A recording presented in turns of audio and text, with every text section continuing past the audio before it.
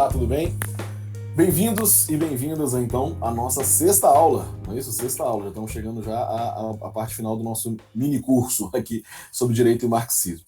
Na aula passada, a gente começou a entrar nas concepções do marxismo-leninismo, né? A partir de Lenin, a partir de um texto dele, O Estado e a Revolução, no qual também eu coloquei para vocês um outro texto importante, A Revolução Russa, da Rosa Luxemburgo, no qual se faz essa discussão.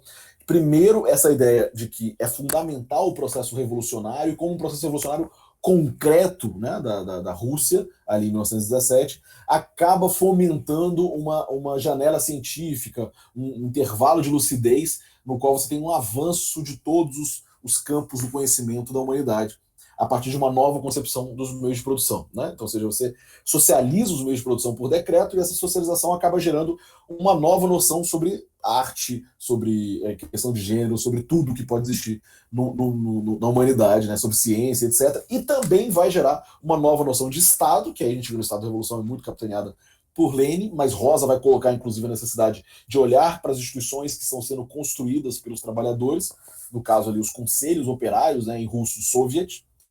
E, por outro lado, a gente começa a perceber também mudanças no que seria o direito. Nas mudanças do direito, a gente vai ter dois autores que são essenciais aqui. Vamos ver o que dá para falar de cada um deles, mas eu sugiro a vocês que depois corram atrás do que eles produziram. Tá? Todos os dois têm traduções em português. Um é o chamado Petr Stuka. Petr Stuka. É difícil a tradução ali, porque acaba mudando do cirílico, né, do alfabeto russo para o alfabeto nosso. Mas a tradução, geralmente, que se tem no Brasil é Stuka, Stuka, Direito e Luta de Classes. Stuka foi o comissário do povo, né, o ministro de Lenin para a justiça. Foi ele que fez os decretos, foi ele que fez o Código de Família, que vai falar sobre a questão do aborto, por exemplo, que vai falar sobre a questão da igualdade de gênero, do divórcio, etc.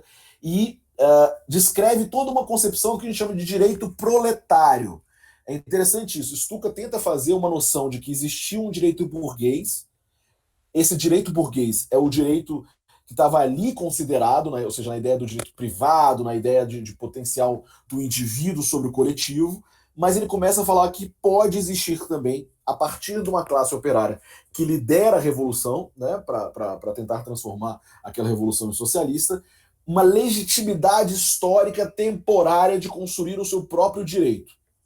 O direito é um fenômeno de interesse, com certeza, né? É um direito de classe. É uma classe sobrepondo a outra, ou seja, a tentativa é fazer com que os trabalhadores se sobreponham à classe burguesa. Nessa tentativa, você pode gerar novos conceitos gerais proletários. Né? E Stuka é bem claro nisso. Ele vai dizer, olha, não bastam novas leis, é preciso novos conceitos. Porque o direito não é simplesmente lei.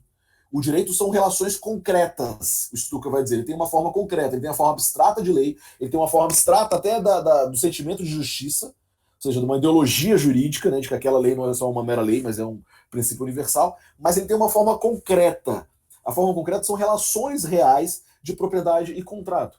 Nessas relações reais de propriedade e contrato, né, o Stuka vai dizer toda forma econômica é também uma forma jurídica, né, ele vai dizer, é ali que a gente vai operar a mudança, ou seja, na medida que a gente muda de uma forma de propriedade privada e de contratos individuais para uma forma de planejamento econômico de toda a nação, a gente pode, a partir daí, ter novos princípios jurídicos, perfeito?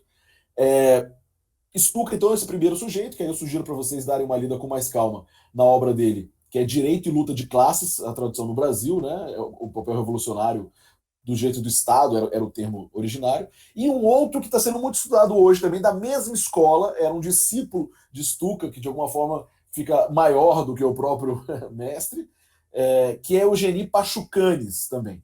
Pachucanes era um acadêmico, mas que também tinha muita participação na política soviética, um bolchevique também, e que chegou a ser vice-ministro de Krylenko muito tempo depois, em 1936. Stuka já estava morto. Ele trabalha com Stuka, mas vai trabalhar no ministério do Stuka, vai trabalhar bem depois. Na época do Stuka, ele acaba sendo um dos responsáveis pelo Tratado de Rapallo com a República de Weimar, que a gente vai ver na próxima aula.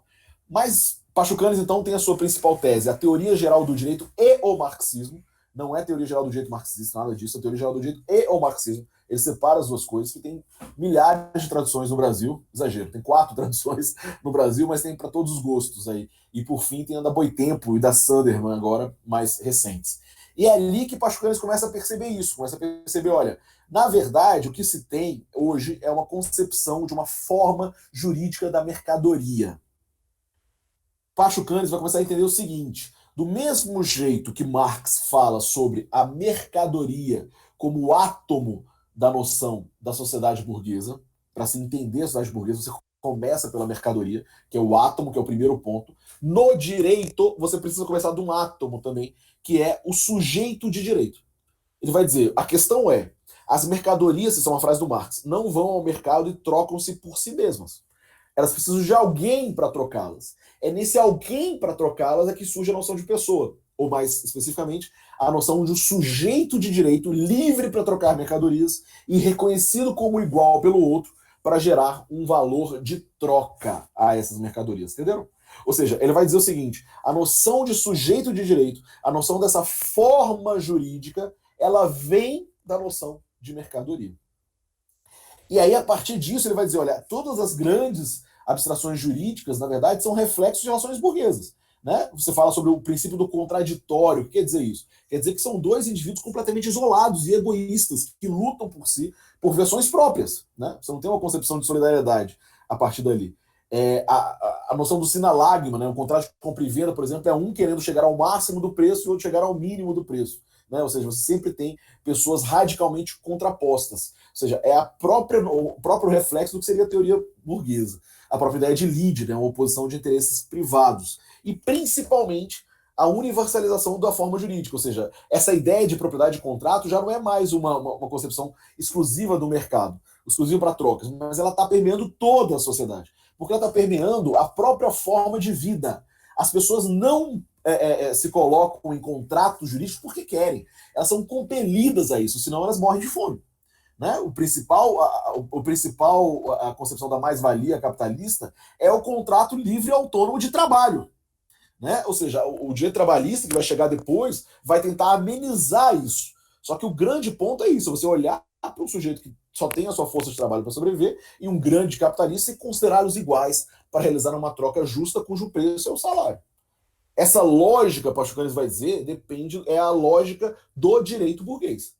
Né? É a lógica da troca que está por trás disso. E ele vai considerar que o próprio direito soviético tem essa noção de ser um direito burguês moribundo. De alguma forma, o Pachucanes tenta propor isso, olha, é preciso romper com isso. Porque o debate da justiça se perde no direito. Justiça é simplesmente fazer trocas iguais. Né? É simplesmente fazer um contrato entre pessoas que são supostamente livres iguais. É preciso fazer uma noção de entender que atravessar essa forma abstrata do direito para chegar no que é realmente justiça, que está se perdendo nesse caminho. Quem fez graduação em direito sabe disso. Né? A gente estuda direito e a gente começa a entender, não, o que é justo é aquilo que está previsto no contrato. O que é justo é o que está previsto na lei. Ou seja, eu já esqueço o debate de justiça e substituo ele pelo debate contratual. Isso, Pachucanes vai dizer, é uma concepção da própria teoria jurídica no seu mais íntimo, que é o átomo, né, que é o sujeito de direito, ao mesmo tempo que essa teoria jurídica só ganha o seu auge, o seu aperfeiçoamento máximo dentro da sociedade burguesa.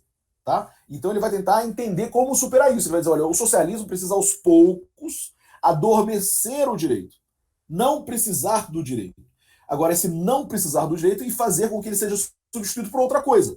O direito vai desaparecendo aos poucos e sendo substituído por outras técnicas. Né? Pachucanes não deixa muito claro isso, mas ele vai tentar explicar, por exemplo, numa tabela de trem ou numa cirurgia médica. Né? Uma cirurgia médica, uma tabela de trem, você não tem um espaço jurídico de contrapostos. Né? Você tem uma tentativa de organização técnica, normas. Né? É preciso ter normas, mas normas junto ao que ele chama de unidade de propósito. Uma regulamentação que não seja mais jurídica, a partir de contraposição de interesses, mas uma regulamentação que seja próxima de uma unidade de propósito. É esse o aspecto que faz Pachucanes entender o fim do direito, tá?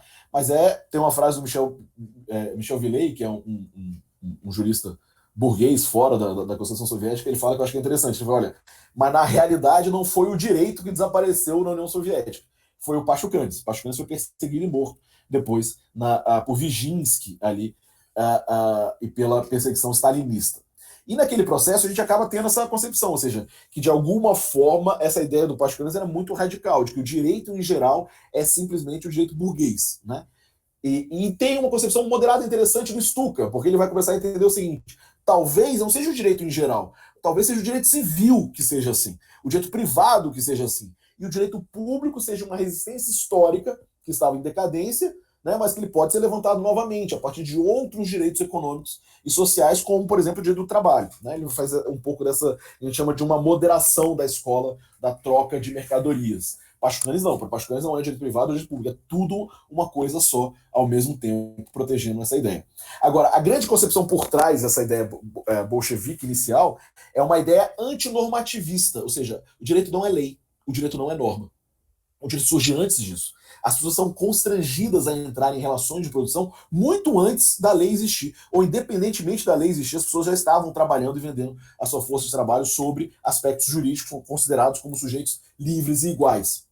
O processo da lei só consolida isso no segundo momento. Né? Essa ideia antinormativista faz com que eles entendam que é preciso construir outros princípios e outras instituições. Tem uma frase do Stuka que ele diz: não se deve pintar de vermelho as paredes velhas que estão caindo, no lugar de tentar reconstruí-las. Ou seja, não basta mudar a lei, é preciso mudar muito mais profundamente a nossa forma de socialização, que virou, no capitalismo, uma forma de socialização burguesa. Tranquilo? E de troca de mercadorias. Tudo se entende por troca de mercadorias. É preciso reconstruir essa sociabilidade. Isso é muito diferente do que é o normativismo jurídico, do que é o justpositivismo, o que vai ser o pensamento de Kelsen. Que, interessantemente, vai ser o mesmo pensamento tanto do stalinismo, que vai acabar com essa teoria que eu estou falando para vocês do Stuka e do Pachucanes da escola de troca de mercadorias, quanto da social-democracia, que vai ter em Kelsen um grande teórico. Ou seja, ali eles se aproximam, sendo que tinham se diferenciado tanto em outros aspectos. E é isso que a gente vai falar na próxima aula, sobre a social-democracia. Até lá.